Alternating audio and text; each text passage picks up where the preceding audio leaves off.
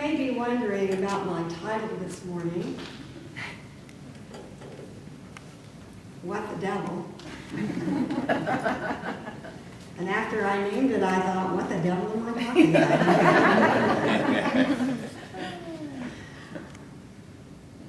But I think my subject is a very important thing, and I think it's a very important thing about this time. I think it's a very important thing when we're talking about freedom, and when we're talking about liberty, and when we're talking about all of the things that we all hold sacred in this country and that we love so much.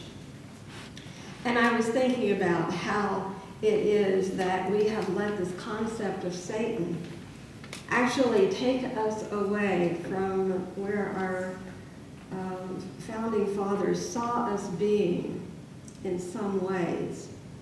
And so this morning I wanted to take us back and look at the origin of Satan. I wanted to look at where does this concept come from anyway? Because it doesn't seem to be really the message of Jesus.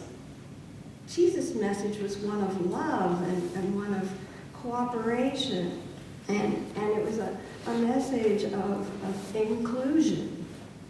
And yet, it seems like the idea of Satan is a very separating thing. And so I was reading an article, and I saw that Elaine Pagels had written this book on the origin of Satan. And I thought, well, that sounds good. She's a very good scholar, and I really trust her work because she does do her homework. And she is an expert in the books of the Bible that were thrown out. And I thought, since she's doing an entire book on it, maybe she has something to say.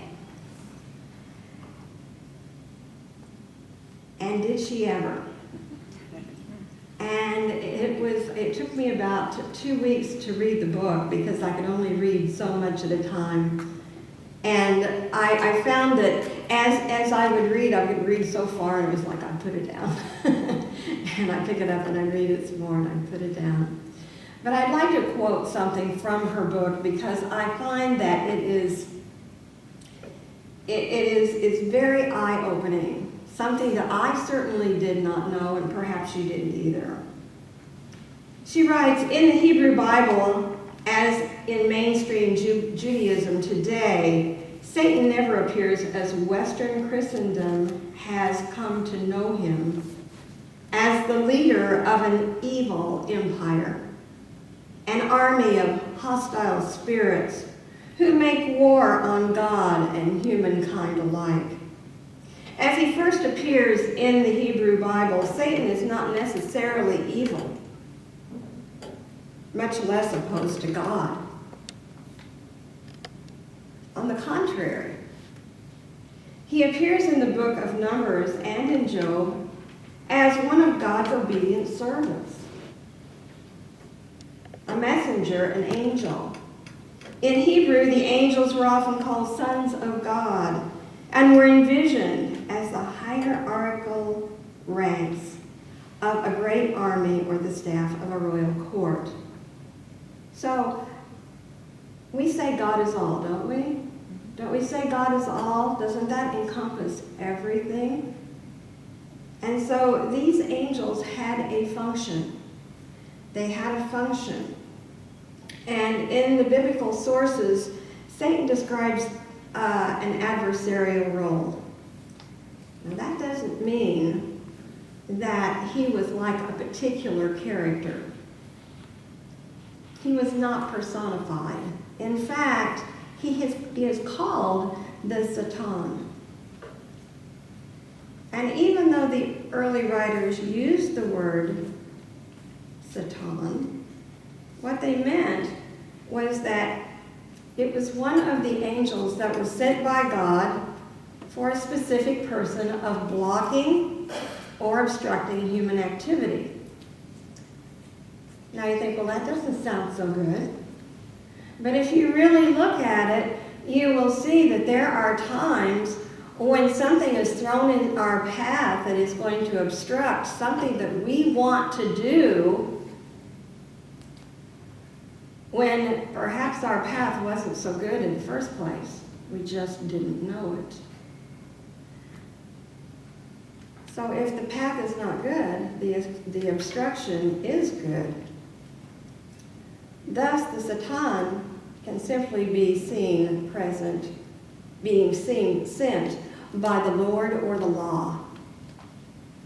You know, I've told you on some occasions at least, that Lord and law can often be interchanged. Not always, but can often be interchanged. And in this case, I believe it can be.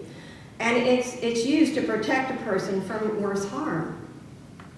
The story of Balaam and his ass in the book of Numbers tells of a man who decided to go where God told him not to go, and what happened. And so a messenger of God is sent to remind Balaam, who is bent on going and doing the job he's been given, and an angel is sent to block his way. From now on, I'm not going to call it Balaam's ass because I don't want you to get confused. So I will call it Balaam's donkey. But that's what it says in the Bible. That's what it says. So they're going down the path, and Balaam's donkey sees in the pathway an angel of the Lord with a sword in his hand. But Balaam doesn't see it. He's totally blind to it. And so his donkey stops dead and veers off and walks into a field. And Balaam is not happy. And so he strikes his donkey and gets him to go back onto the path. Well, then the angel puts up walls between the vineyards and appears again in the path. And the poor donkey runs into the wall to avoid the angel.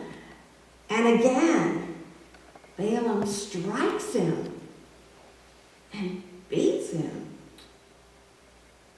And then a third time, Balaam is forcing him down the path, and again, the donkey just sits down. And Balaam is so angry. He is so very, very angry. And he beats his donkey again.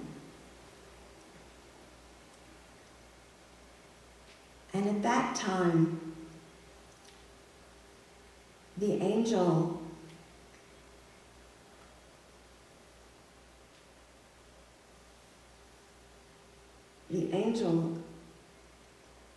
opens the donkey's mouth and speaks for God. And the Lord opened the mouth of the donkey, and she said to Balaam, "What have I done to you that you have struck me 3 times?" And Balaam said to the donkey, "Because you have made a fool of me. I wish I had a sword in my hand, for then I would kill you."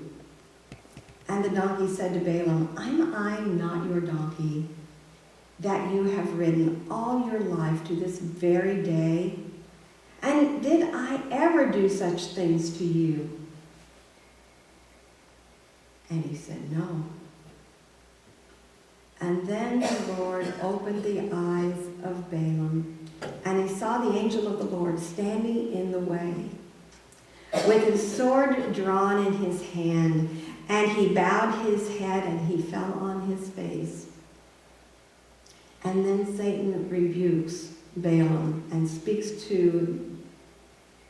for his master, the Lord. "Why have you struck your donkey 3 times? Behold, I came here to oppose you, because your way is evil in my eyes, and the donkey saw me. If she had not turned away from me, I would surely have killed you right then and let her live." chastened by this terrifying vision, Balaam agrees to do what God, speaking through his Satan, commands. Now, metaphysically, this story is really quite rich. It tells a story about how when we go against our better judgment, when we go against our spiritual nature, we find that the Lord, or the law, which we all live by whether we want to or not, our road is often blocked. And Balaam, who is a Gentile, which represents the mental sense nature of humankind, is told by his king, Balak, to lead the Israelites, and the Israelites we know in the Bible represents our spiritual nature, into idolatry, which means they're trying to be led into a more material-like existence. Instead of staying on track, staying on your spiritual track, we get distracted by all of the stuff that's out here in the world around us. And so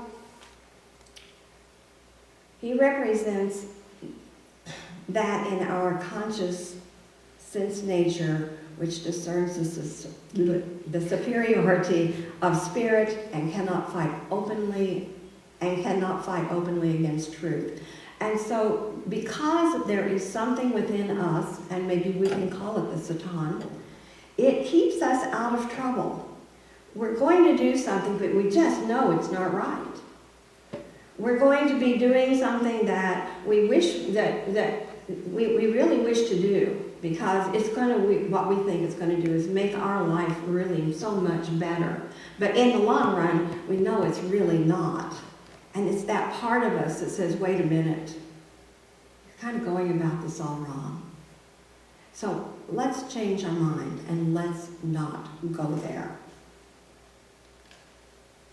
And so he does not curse the Israelites, but blesses them. Just a little metaphysical side trip that shows how the Old Testament viewed the Satan, that is sometimes used to save our innate nature as a spiritual being in a human body. So what does that mean to us today?